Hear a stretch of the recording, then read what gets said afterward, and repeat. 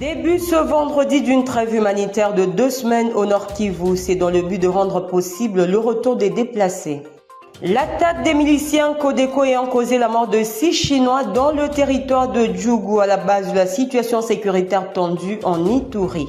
Des motos et d'importantes sommes d'argent ont été remis aux vainqueurs de la course de l'indépendance. Cette compétition a été organisée le 30 juin à Lubumbashi.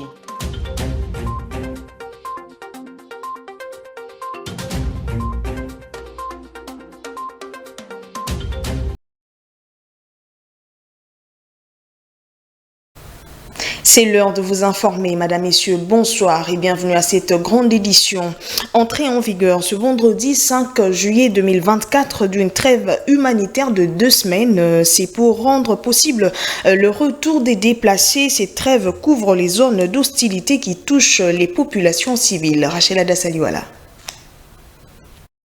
Cette trêve de 2 semaines fait suite à la situation humanitaire au Nord Kivu qui est désastreuse avec près de 3 millions de personnes déplacées internes. Des centaines de milliers de déplacés sont concentrés autour de Kanyabayonga depuis l'intensification des combats fin juin dans les territoires de Lubero où le M23 a conquis plusieurs agglomérations importantes. Les États-Unis indiquent qu'ils soutiennent les processus de Luanda et les efforts du gouvernement angolais pour remédier aux facteurs actuels et historiques qui perpétuent la crise dans l'est de la RDC. Après la perte des Kanyabayonga et la conquête des Kaina, Miriki ainsi que Kirumba dans les territoires de Lubero, le chef de l'État, Félix-Antoine Tshisekedi, avait convoqué les conseils supérieurs de la défense pour réorganiser l'offensive des forces armées de la RDC. Selon les porte-paroles du gouvernement, des mesures ont été proposées au chef de l'État pour reprendre le plus vite possible les différentes zones occupées par le rebelle du M23. Depuis lors, la réaction des FARDC se font toujours attendre.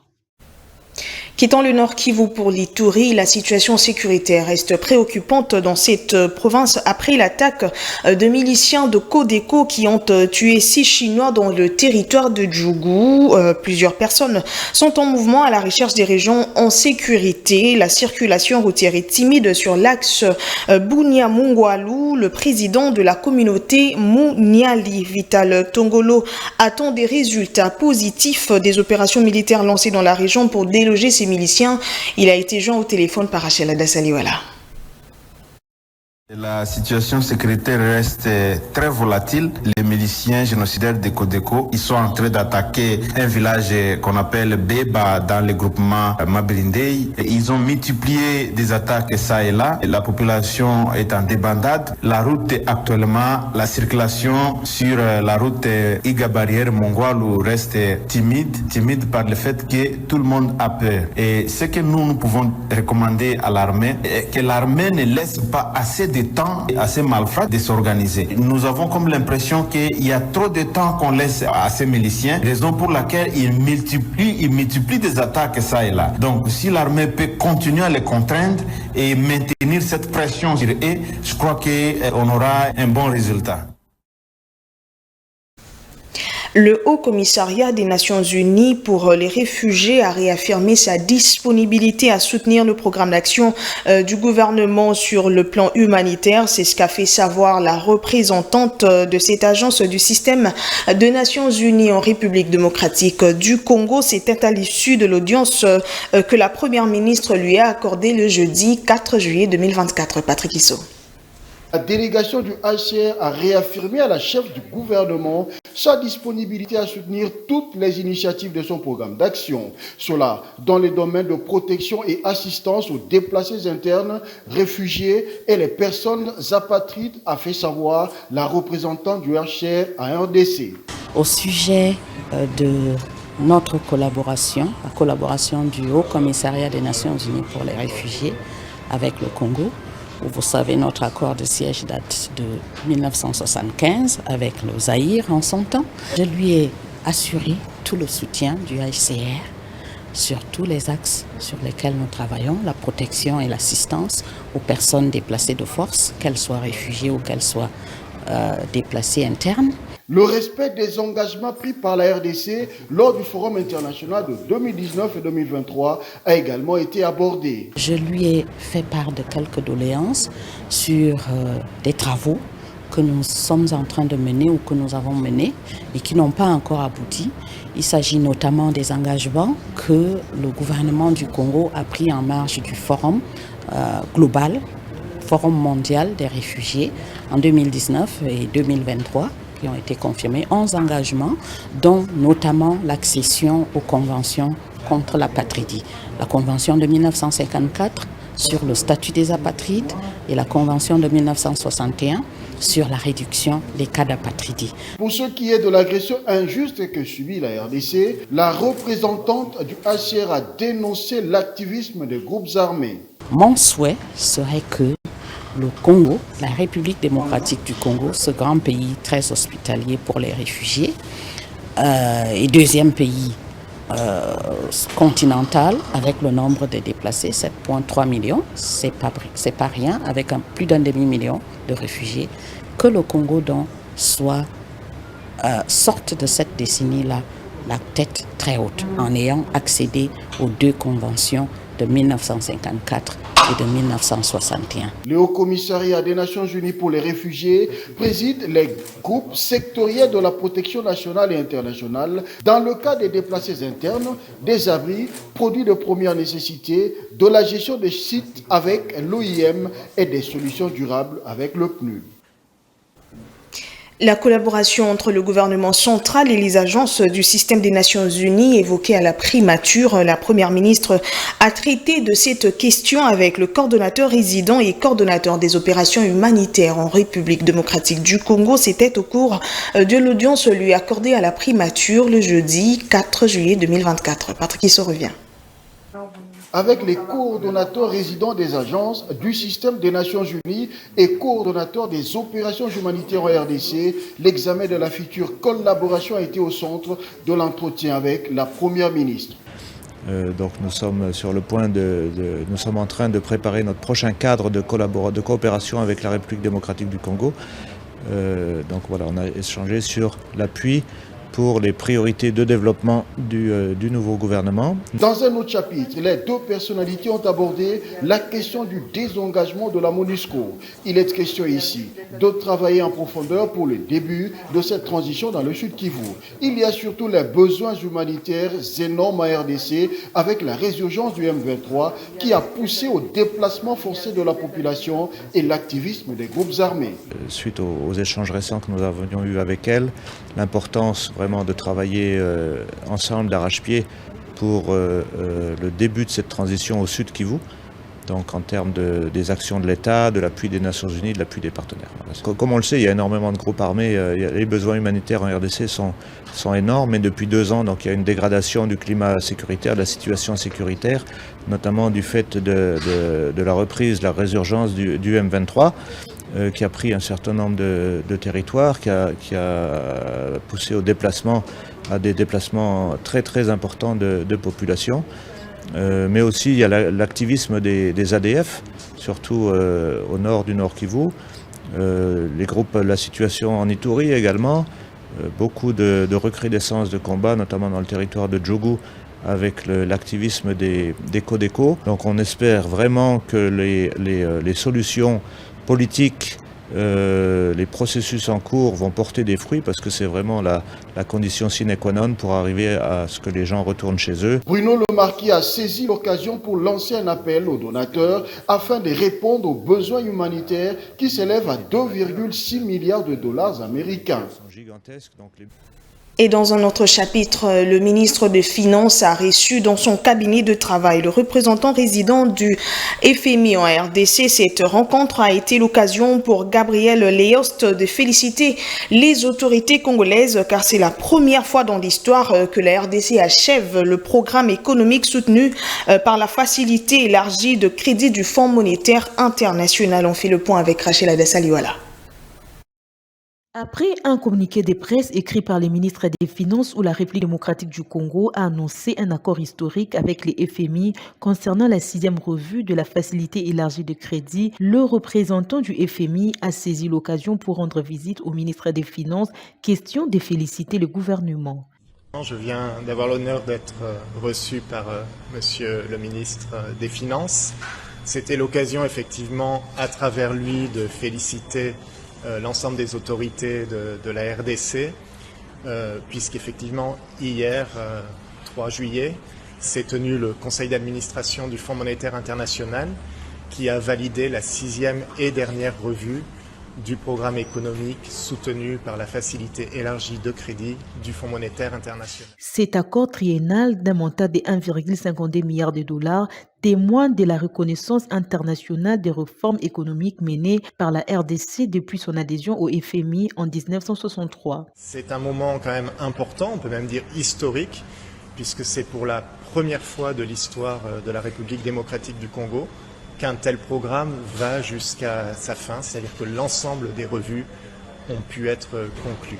Au-delà de ce message et de ces félicitations, ça a aussi été l'occasion pour le ministre de montrer sa détermination à mettre en œuvre, à participer à la mise en œuvre des priorités du 2e mandat du président de la République, des priorités du nouveau gouvernement. Ici est de noter que sous la direction du chef de l'État, Félix Antoine Tshisekedi, la République démocratique du Congo a réalisé des performances économiques remarquables avec une croissance du PIB de 8,3% en 2023 malgré les défis tels que l'inflation élevée et les dépenses électorales. Cet accord historique marque un pas important vers une République démocratique du Congo plus forte, résiliente et prospère, ouvrant la voie à un avenir meilleur pour tous les Congolais.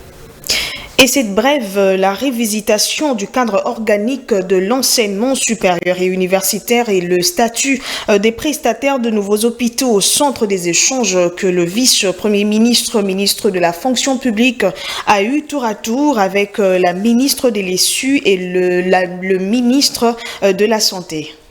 Nous y reviendrons. Les comédiens de la République démocratique du Congo s'engagent à soutenir la campagne lancée par le CESAC sur la culture de la citoyenneté numérique. Ils l'ont dit au président de cette institution d'appui à la démocratie. Un appui dans cet engagement leur a été promis par le numéro 1 du CESAC. C'était le jeudi 4 juillet 2024 dans une audience accordée à ce dernier. Patrick Issot. Dans un élan de solidarité et de soutien à la campagne initiée par le Conseil supérieur de l'audiovisuel et de la communication, un groupe d'artistes et comédiens a été reçu en audience par le président du CSAC, Christian Bossembe. Cette rencontre a marqué un moment significatif dans la lutte contre la délinquance sur les réseaux sociaux et la promotion de la citoyenneté numérique. Les artistes et comédiens, figures influentes de la société congolaise, ont exprimé leur soutien à la campagne qui vise à instaurer un climat de responsabilité et de respect sur les plateformes numériques. Christian Bossembe a salué cette initiative, soulignant l'importance de l'engagement des acteurs culturels dans la sensibilisation du public aux enjeux de la citoyenneté numérique. La campagne du CSAC, lancée récemment, met l'accent sur la nécessité par les médias et les utilisateurs des réseaux sociaux de préserver leur objectivité et la dignité de leur profession, tout en évitant de sacrifier ces valeurs au profit du sensationnalisme. L'audience a également été l'occasion de discuter des défis actuels et des stratégies pour promouvoir une utilisation responsable des technologies numériques. Le président du CSAC a réitéré la détermination de son institution à poursuivre ses efforts pour réguler le secteur médiatique congolais et à encourager une culture de la citoyenneté numérique. Et revenons en arrière, la révisitation du cadre organique de l'enseignement supérieur et universitaire et le statut des prestataires de nouveaux hôpitaux au centre des échanges que le vice-premier ministre, ministre de la fonction publique a eu tour à tour avec le ministre de l'ESU et le ministre de la Santé, Rachel Adassaliwala. Avec la ministre de l'ESU, des échanges ont tablé sur la décentralisation du personnel du secrétariat général en province. Un autre point abordé, la mise en place des mécanismes pour la formation continue ainsi que la révisitation du cadre et structure organique. Je suis venue voir le vice-premier ministre en charge de la fonction publique pour discuter de la possibilité de déployer les agents du secrétariat général qui sont en pléthore au niveau de Kinshasa, étant donné qu'à l'intérieur du pays, il n'y a pas de direction de l'ESU Et ça peut permettre à ce que les personnels déçus à travers les institutions ne puissent pas toujours venir résoudre leurs problèmes au niveau de Kinshasa. Sous le leadership du chef de l'État, la modernisation des structures des soins de santé est effective à Kinshasa comme en province et le processus de l'opérationnalisation de ces établissements publics est amorcé. C'est dans ce cadre que Jean-Pierre Liaou a échangé avec les ministres de la Santé. Nous sommes en train de moderniser les structures de soins. Vous avez vu l'hôpital Renaissance avec Mamayemo. Nous avons l'hôpital Sendwe à Lubumbashi. Nous avons l'hôpital Lamouya à Mbujimaï. Nous sommes en train donc de voir comment est-ce qu'on opérationnalise tous ces établissements publics de manière à respecter la vision du chef de l'État, celle de renforcer le service public, donc l'administration publique. Or, pour que ces hôpitaux soient fonctionnels de manière optimale, j'ai besoin que le vice-premier ministre et ministre de la fonction publique nous aide à ce que le statut des travailleurs, le statut des prestataires de soins ou même le statut des gestionnaires soit bien défini dès le départ. La concrétisation des 6 piliers du chef de l'État est la priorité des membres du gouvernement souminois. Les incendies ne cessent de faire ravage à Bukavu au sud Kivu. Le dernier drame en date est celui qui s'est produit le mercredi dans la commune d'Ibanda. Plusieurs maisons sont parties en fumée, laissant ainsi plus de 500 ménages sans abri. Face à ce phénomène, Maître Patient Bachombe formule quelques recommandations allant dans le sens de prévention. Suivez. C'est presque chaque mois que l'on doit dorénavant assister à un incendie à Bukavu. Ce phénomène macabre se déclenche régulièrement dans les communes de cette ville du Sud Kivu, laissant plusieurs ménages sans abri. D'où ces quelques recommandations formulées par Maître Patient Bachombe en sa qualité de président national honoraire de la société civile RDC. Il s'agit notamment de la mise en place d'une brigade de prévention et de protection des civils dans la ville de Bukavu par l'autorité provinciale et autres. Je voudrais beaucoup plus insister sur des mesures de prévention. Et en cela, je voudrais demander, recommander à l'autorité provinciale de mettre en place une brigade de prévention et de protection des civils dans la ville de Bukavu. Et cette brigade va travailler et identifier toutes les avenues qui ont de fortes probabilités de connaître des incendies prochainement. Et il faut urgemment former des jeunes, n'est-ce pas, dans les quartiers pour qu'ils sachent comment on organise les secours. Et si on forme même 2000 ou 3000 jeunes dans la ville de Bukavu, vous savez, nous avons des eaux qui nous entourent, nous avons la rivière Ruzizi, nous avons le lac Kivu, nous pouvons développer des mécanismes pour pouvoir puiser de l'eau et éteindre rapidement et facilement, n'est-ce pas, le feu pour que ça n'embrase pas, n'est-ce pas, des grands quartiers jusqu'à 100 maisons. Ce qui se passe aujourd'hui est devenu incontrôlable. Il faut aussi interdire des morcellements et les constructions des maisons annexes. Il est temps de voir dans quelle mesure stopper cette hémorragie qui met de plus en plus la population de Bukavu en mal. Les vainqueurs de la course de l'indépendance organisée à Lubumbashi le 30 juin dernier ont été primés. Des motos et d'importantes sommes d'argent leur ont été remis par l'organisateur. Le jeudi 4 juillet 2024, une autre course est annoncée le 14 juillet de cette année même avec la participation de champions de cette discipline à Lubumbashi. Regardez.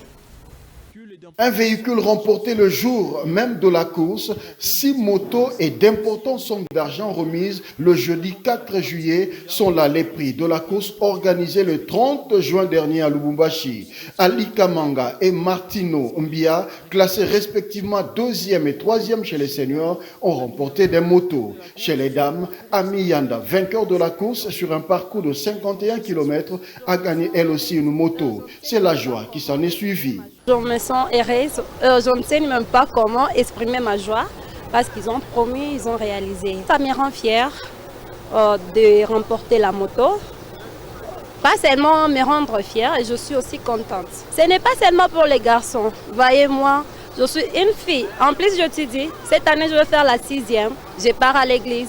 Je fais tout. Mais je suis aussi cycliste. Les juniors ont également pris part à cette course. Loumou Garchiam de l'Ikassia a obtenu sa récompense. Pour le vice-président de l'entente de cyclisme de Lubumbashi, le travail se fait pour redorer l'image de cette discipline dont la capitale cuprifère.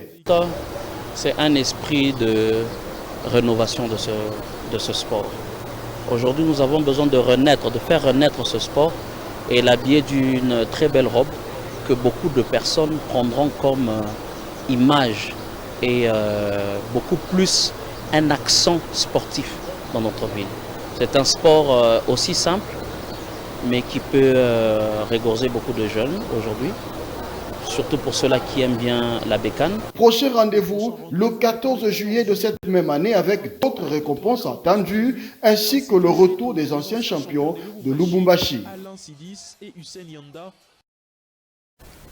Et parlons de l'actualité en dehors de nos frontières. L'immigration d'Afrique subsaharienne vers l'Europe de plus en plus périleuse. Dans un nouveau rapport publié ce vendredi, les agences des Nations Unies chargées des réfugiés et de migration révèlent que les traversées terrestres en Afrique sont 2 fois plus meurtrières que les voies maritimes à travers la Méditerranée, qui est l'itinéraire maritime le plus meurtrier pour les migrants dans le monde. Ida Maloba.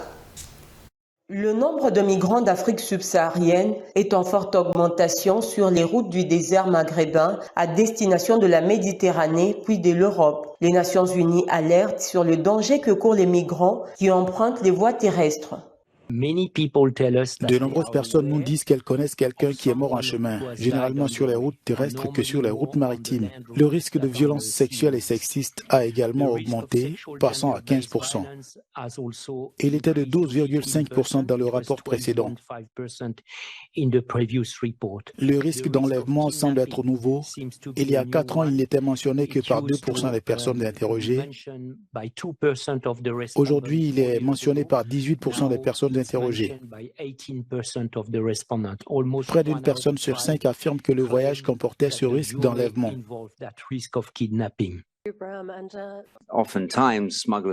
Souvent, les passeurs et les trafiquants savent très bien communiquer et séduire les migrants en leur montrant que les choses peuvent être faciles, que le prix peut être bas, mais que cela devient ensuite un cauchemar. Il s'agit bien d'un défi pour une industrie, celle des passeurs et des trafiquants, qui doit être éradiquée car il s'agit d'une économie illicite, l'une des plus lucratives au monde, dont les revenus sont ensuite réinvestis dans d'autres activités illégales, ce qui crée un cercle vicieux.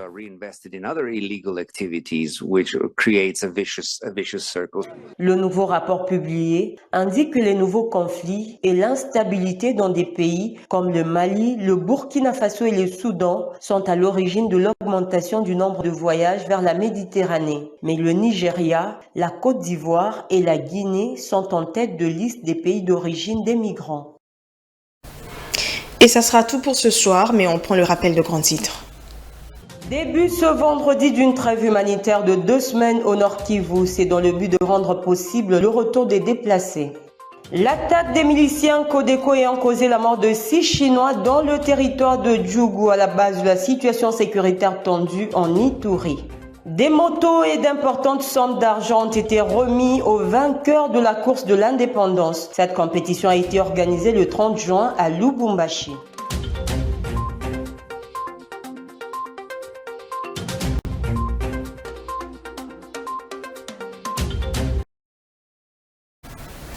Fin complète de cette session d'information dédiée à Rachel Adasaliwala à l'occasion de son anniversaire. Madame, Messieurs, vous et moi, on prend rendez-vous pour demain à 19h30, toujours sur Vert Pâturage Télévision. Au revoir et bonsoir chez vous.